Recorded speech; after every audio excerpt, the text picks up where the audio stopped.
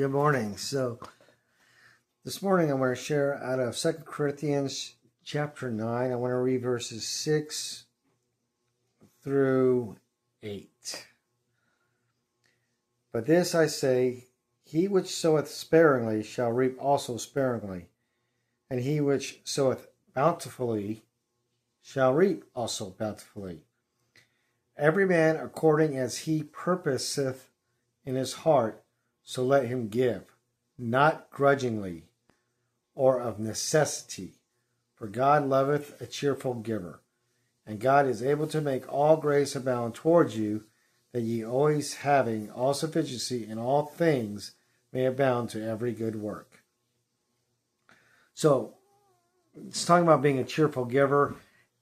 A lot of times this is far too often contributed to money. But it doesn't necessarily mean money. I mean, money is part of giving to help support the church. But you can also give in other ways. You can give your time.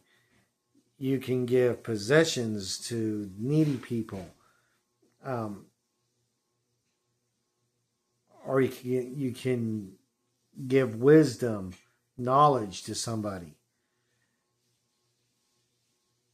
God wants us to give cheerfully, not out of duty-bound feelings, or he doesn't want us to grumble or complain while we're giving. Whatever it is, it doesn't have to be just about money. And I think all too often, the church institutions, I'll put it at that,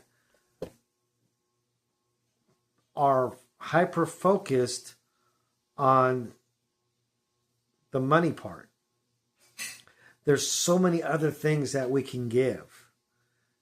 You know, if you have extra clothes, or extra food, give it to somebody who's in need or somebody who's hurting. Help somebody out. But do it because you want to do it joyfully, willfully. That's what God is looking for. He's not concerned about what you give so much. He is more concerned about how your heart is and the state of mind that you're in when you're doing the giving that you're taking part of. I mean, because you might only be able to give a little bit of time, but you know what? That little bit of time that you give to somebody in need or who's hurting or who needs help, God can use that to reach that person and bring that person to conviction, to where they would accept, to where they realize that they need Jesus Christ in their lives. So don't get your mind so hyper-focused that being a cheerful giver is talking about giving money. That could be further from the truth.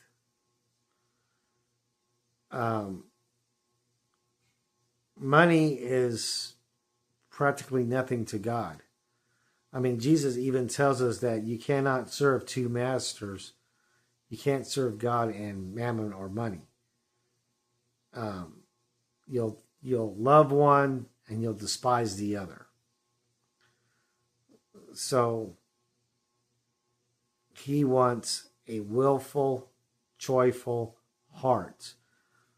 One that does not begrudge somebody who they are giving to, and somebody who is only doing it because they're obligated to do it, or they feel obligated that they have to do it. And he definitely doesn't want anybody giving because he thinks that's going to buy his way into heaven through doing good works by the giving. I